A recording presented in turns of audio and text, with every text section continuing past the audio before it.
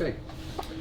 Yeah, I was excited today to get to see our guys go out and compete and cut it loose and get to play without coaches on the field. It's always the first time of year you get that like a little bit of butterflies. My coach sitting down there telling me what to do, and we made a decision to get after it Friday afternoon as well. So we went in pads Friday and went outside and challenged them, and then turned around and practiced a little bit earlier today than what we've been doing. We typically scrimmage Saturdays around lunch, but we practiced around 2 or 3 in the afternoon. So it was good. It was good to find out, like, okay, who really wants part of this?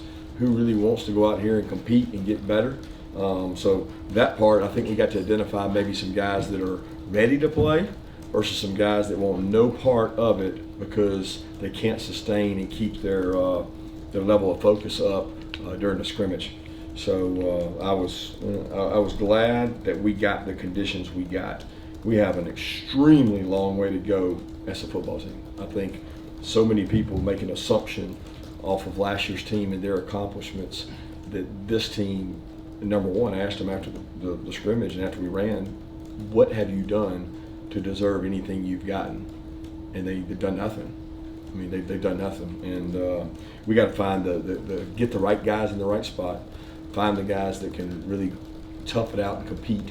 You know, we may play 4 or 5 of our first 4 of 5 or 5 of 5 of our games in what is tough heat. And I kind of hope we do, because I want to see where we are as a team. And you find out a lot more about a team when you have to do kicking, offense, defense with 22 people on the field of your team the whole scrimmage.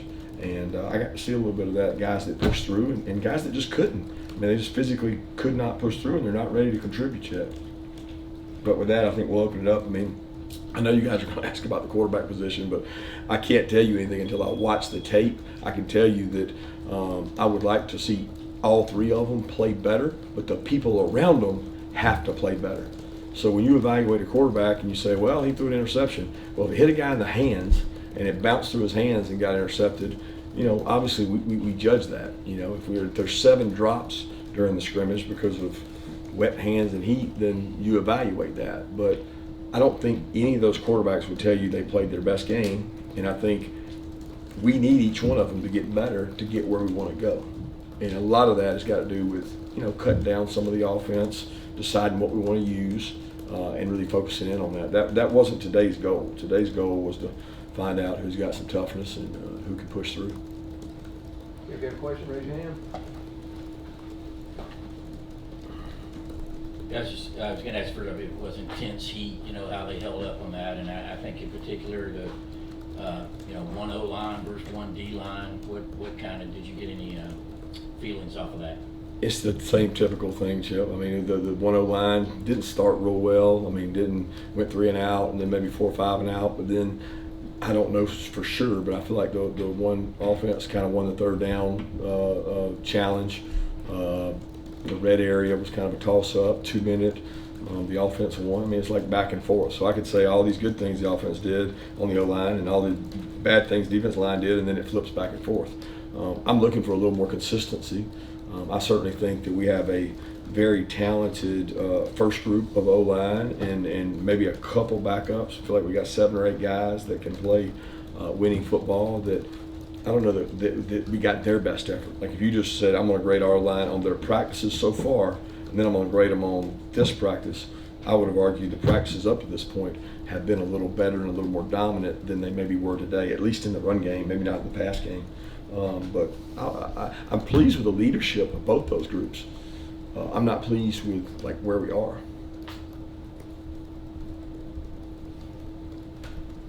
Yeah, on today, and you can include today. How was Carson done in terms of, you know, managing the offense, executing? I know you haven't watched film today. Oh, he does a really good job. And all 3 of them do. Like executing the offense, you got to remember all 3 of them were in it last year and have been in it for a while. The verbiage doesn't change, so like they know and can execute the offense. The players around them have to make plays, and they have to avoid catastrophe situations because, you know, we have a defense that causes havoc. We have a defense that can be disruptive in disguise, and there's going to be a play every now and then. You got to get us to the next play. You don't have to make a Superman play. You just got to get us to the next play. And I don't think that Carson or any of those quarterbacks don't understand what we're trying to do offensively or what we do to execute. They need 10 people around them functioning at a high level, and a couple of those 10 to make some, explosive plays for them. Yeah, Coach, when you have a very diverse quarterback room like you have, how do you go about installing a portion of the offense that might be quarterback run oriented, and then B, how do you go about evaluating that when we're not tackling the quarterback in practice? I think the first part of that question I would disagree with, because I don't know how diverse it is. You may feel that way, or someone outside may feel that way, but I don't really see any of our 3 quarterbacks as a quarterback run people. I mean, I didn't see Stetson that way. Now, could Stetson run? Yeah, but we didn't design runs, maybe a few in the red area, but we didn't design runs. We don't really want our quarterback physically getting hit. And your question makes it sound like there's certain guys that we're going to have quarterback run packages for, and certain guys we probably wouldn't. Not the case. Now, can one of them maybe run a little better than the other? Maybe a little bit, but these 3 guys are all 3 pretty good athletes. So I don't know how diverse. When I hear diverse, I think, oh, they're all 3 really different. They're all 3 really more the same than they are different. If you line them up in the 40, one might be a little faster than the other. One might be a little more instinctive in the pocket than the other. One might be just a better runner as reading blocks because maybe he ran better in high school. But I don't see them that different, and we will not have an extensive quarterback run package. We just don't. We're going to give the ball to our backs, and we're going to throw the ball on the perimeter and let our skill players do things with it. Kirby, with y'all putting the pads on this week, wanted to see where y'all were at from an injury standpoint, specifically Kamari, Kendall, and Ra, who we saw separate from their position groups on Tuesday. Yeah, Ra did everything today. He was good. I think he'd had a hamstring spasm, not a pull, and so the practice you were at, he practiced. He just didn't start with his position. He's practiced each day. Hasn't missed a day, but he's been held out of portions. Kendall has not been able to completely go, but he's trying to get back best he can. Kamari's much closer with the foot sprain. Ty's much closer. I don't know. Y'all always love to ask these questions. I'm not hiding from them. I just don't know who you're asking about somebody, and I'll tell you, because we don't play for another 2 weeks, so I don't know what the paranoia is there. I mean, is there anybody else I'm missing? Chris Peal had a boot on. Chris Peal's got a turf toe that he's been battling, trying his best to get back from. He's not back yet. Kirby at the running backs. So Kendall couldn't go. I assume Branson Robinson, even though he's practicing, didn't go today. Yeah, Branson goes in individuals. So that's what you're seeing in the assumption he's back, but he is not cleared to go yet. He's on track to get back earlier than we originally thought, but he's not back yet. But he does do individual because that's great exercise for him. That's reps. He can catch the ball out of the backfield, but no, he did not scrimmage. So how are you managing the running backs in terms of where you are when the season starts? Dejan, Cash, Andrew Paul, Rod Robinson, Savon Clark. That's 5 guys I know that JD, Joseph Daniels, those guys, they all get reps. So in terms of when the season starts, we'll take a picture of what we have healthy and make a determination. But Dejan's doing a great job. Cash Jones is doing a great job.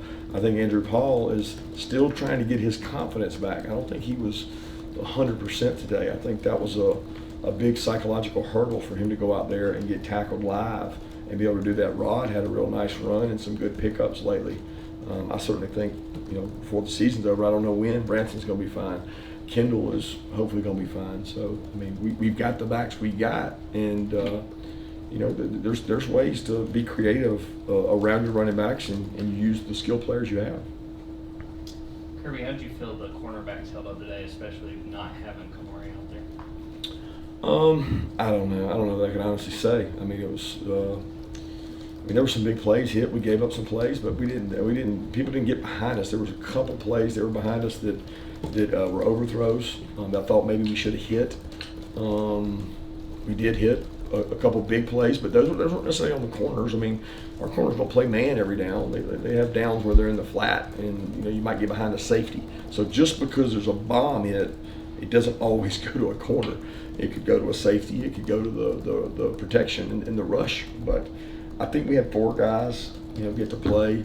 Julian was a little under the weather. He was sick and cramping a little bit, so he played, but he had less reps. And you know, Kamari's dying to get back, but Kamari needs work. He started for 1 year, and he got to knock the rust off and be able to go out there and play too. There's no assumption that just because you played last year that you're going to come in ready to play. I think people assume that, but these kids aren't NFL players that, you know, they've been playing for 10 to 15 years. So he's got to get back and knock some of the rust off. Kirby, I know you mentioned there are some guys who are ready to play and some guys who just aren't. Are there any, whether it's an individual or position groups, guys who did impress you with their readiness today? No, can't say I was impressed with anybody's readiness today. The readiness came about third down period after about 66% of the practice was over. I thought that it ramped up and the competitiveness went up, but it wasn't like that earlier. So I don't know if they had just decided I'm going to push right through this and get through it, but I didn't see a group that I was just like, ooh man, they're dominant. They came out here today to really make the opponent not want to play them. I didn't see that. Yeah, Kirby, Joenel Morrissette is a guy that we haven't seen in practice. We've been at because one, is he dealing with an injury too? I mean, obviously he had a driving incident in the offseason. Is there an internal punishment going on? And is missing practice, you know, in itself a form of an internal punishment for you guys? I don't know what y'all call it. Now he's going to join us when school starts. So I'll let you guys, and that's Wednesday. So he's been part of the team. He's been with us. He's just not practicing. He's allowed to go to administrative programming. He's allowed to go to a lot of programming we've got in place for him and the whole team. So he does that each and every day.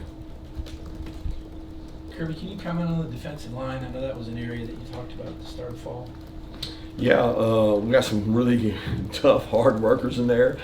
I don't know that we have a dominant, disruptive, super hard to block guy. I think we've got to create that through our athleticism on the perimeter and our athleticism at backer. But we have some guys who believe in the core values of our defensive program, which is to strike blockers, knock the hell out of them, knock them back.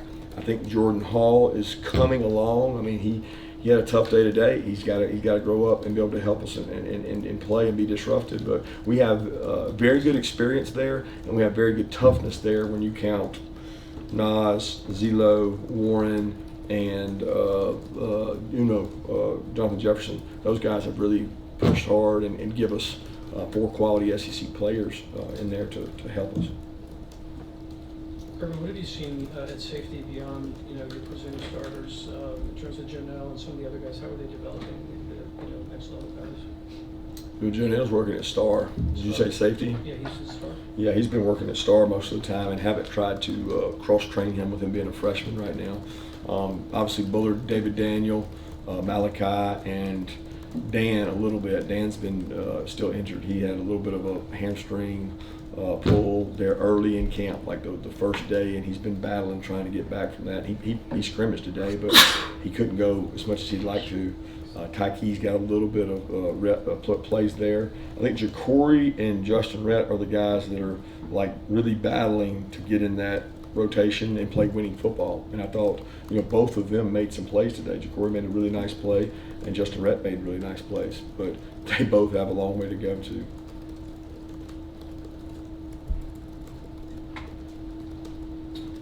Yeah, Coach, last 2 seasons y'all opened with top 12 matchups. How do you avoid a sense of, preparing differently because we're not playing Oregon and we're not playing Clemson?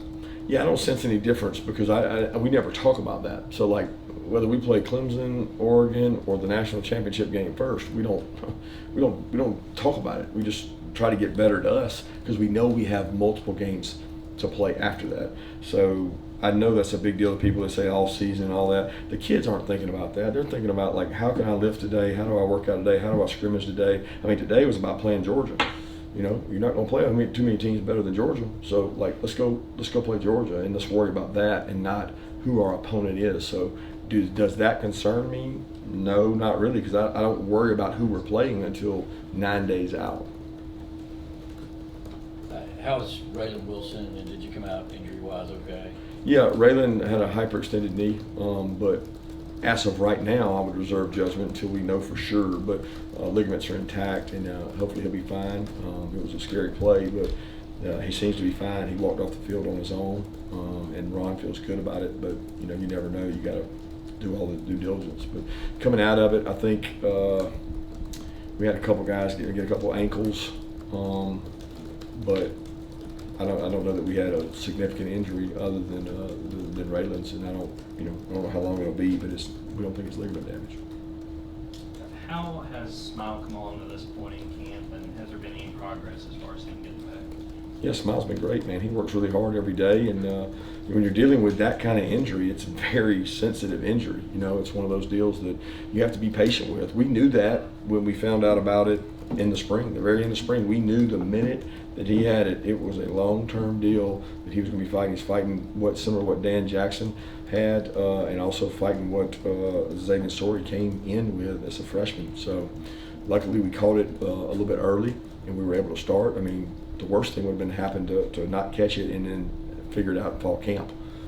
So he's doing really well. He's running on the side, and he's on progress. We have time for 2 more questions. As the quarterback competition, continues, what do you want to see out of these guys to where one of them can separate themselves? Consistency. I mean, accuracy, consistency. Those are the things that always come out. And if you're accurate in our offense, you're going to have some easy free throws, decision making. Third down. Because we're going to get put in some 3rd and 10, 3rd and 6, 3rd and 8. What you do on 1st and 2nd down, I mean, it's either a shot, it's there, it's not. It's either a boot or naked, it's there, it's not. It's a run play, and that's not a lot on the control of the quarterback. It's going to come down to who's accurate, makes good decisions on 3rd down, and who can be explosive. Hey, Coach, I know it's tough to kind of figure out what's going on with the offensive linemen and stuff like that, but what have you seen from some of those tackles that are competing out there recently? What have you liked from them? And particularly who? Specifically Earnest, Greene, and Austin Blaske. Yeah, Blaske's been battling some injuries, some sickness. He got a little bit sick. He got a little bit sick and was 1 or 2 days in there that he didn't get to practice. So when he's been there, he's done really well. He's been really competitive. I think the heat's been really tough on him. He's a fighter, man. He's one of the toughest kids I've been around. So Earnest has gotten more reps than him at the ones, but feel really good about Blaske. Truss has kicked out there and played at tackle. Dylan Fairchild's played at tackle. Micah's played at tackle. Obviously, Morris has been able to flip and play both. Monroe Freeling's a young kid that's come in and gotten better every day. So Chad stays out there and plays. So we have a kind of a working committee, because the last thing you want is to not have a tackle ready to play in a game. So for us, we're always trying to develop that tackle position, knowing that we've got a lot of guards that can go in there and play. Thank you.